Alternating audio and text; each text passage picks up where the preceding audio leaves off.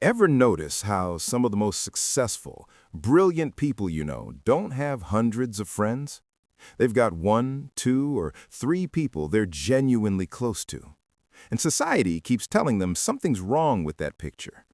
But what if I told you that neuroscience and psychology research suggest the complete opposite?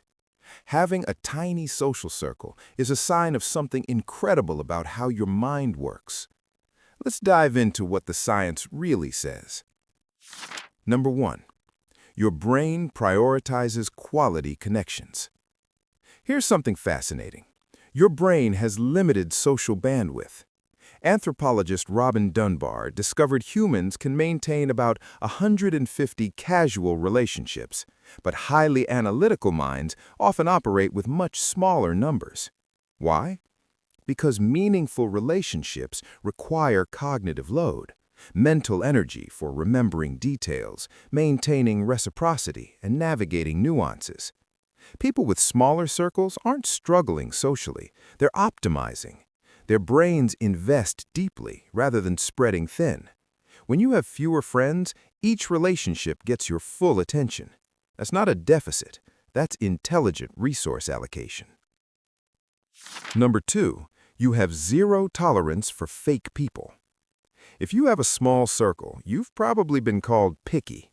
But research reveals you're running a high authenticity filter. Studies show that certain individuals have heightened sensitivity to social dishonesty. You spot performative behavior instantly. When someone's being fake, your brain sends warning signals. You've likely experienced this, meeting someone new, and within minutes, something feels off. Most people ignore that feeling. You don't. You reject shallow connections, not because you're antisocial, because you're allergic to superficiality. That's a superpower. Number 3, you've mastered self-reflection. Without constant social activity, you automatically turn inward. You analyze your decisions, understand your patterns, and process emotions deeply. Psychology links solitude with high metacognition, the ability to think about your own thinking. This is a core sign of intelligence. Your rich inner world gives you answers most people search for externally. You don't need validation from others because you've learned to validate yourself. This self-awareness is rare and valuable. Number 4, crowds physically drain you. Large groups exhaust you. Constant socializing depletes your energy. Brain imaging research shows introverts process social interaction differently than extroverts. When you socialize, especially in crowds, your brain processes more details and works harder. Social exhaustion isn't in your head, it's in your neurology. You might enjoy dinner with one friend, but feel drained after a networking event. Your brain does more computational work per interaction. That's why you crave calm, quiet environments where your mind can think clearly. Number 5, you've been burned and learned. You don't trust quickly, and there's a reason. You've seen patterns. You've been used, betrayed, or misunderstood enough to know better.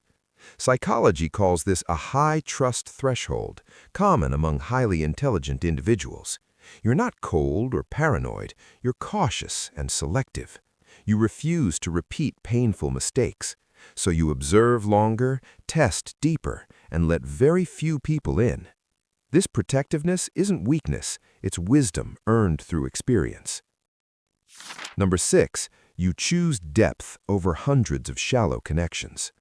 Our culture worships large social networks, Instagram followers, LinkedIn connections, friend counts. But research from the American Psychological Association found that relationship quality, not quantity, predicts life satisfaction. 500 surface-level connections won't make you happier than 2 profound ones. People with smaller circles report higher relationship satisfaction because their friendships actually meet emotional needs. You can be vulnerable without performing. True intimacy requires time and emotional bandwidth, and you invest those where they'll grow something meaningful. Number 7, you outgrow people naturally. You learn quickly, you evolve constantly, you heal and move forward while others stay stuck in the same patterns. Highly intelligent individuals change rapidly, and relationships that don't grow with them naturally fall away. This isn't arrogance, it's growth. You're not leaving people behind on purpose, you're simply moving at a different pace. Not everyone can keep up, and that's okay. Growth sometimes means growing apart, and you've made peace with that reality. Number 8, you've stopped explaining yourself. People constantly misread your intentions. They think you're cold when you're observing. They think you're antisocial when you're selectively social. Highly intelligent people think differently, observe more, and speak less, which confuses those who operate on surface-level interactions. Eventually, you stop explaining yourself because you realize those who get it, get it. Those who don't, never will. You've learned that your energy is better spent living authentically than convincing others to understand you.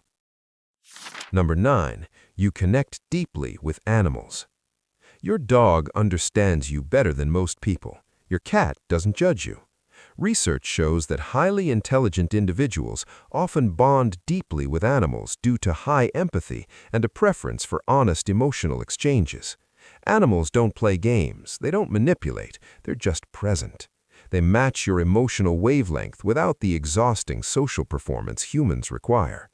This connection isn't strange, it's a reflection of your desire for genuine, uncomplicated relationships. Number 10, you're alone but never lonely. This is crucial. You rarely feel lonely when alone because your inner world is rich, creative, and fulfilling. Research shows that highly intelligent people don't equate solitude with loneliness. You're connected to yourself in ways most people never achieve. You can sit with your own thoughts. You process emotions independently. You don't need constant stimulation to feel okay. This self-sufficiency transforms your friendships from needs into choices. You're not keeping people around out of fear. You're choosing them because they genuinely enrich your life. So, if you only have 1 or 2 real friends, here's what psychology actually says about you. You're selective, not antisocial. You're deep, not deficient.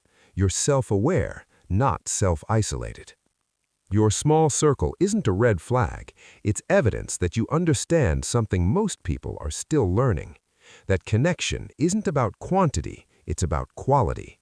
That friendship isn't about collecting people, it's about cultivating relationships that actually nourish your soul. Stop apologizing for who you are. The right people will always understand. And the wrong people, well, they were never meant to be in your circle anyway.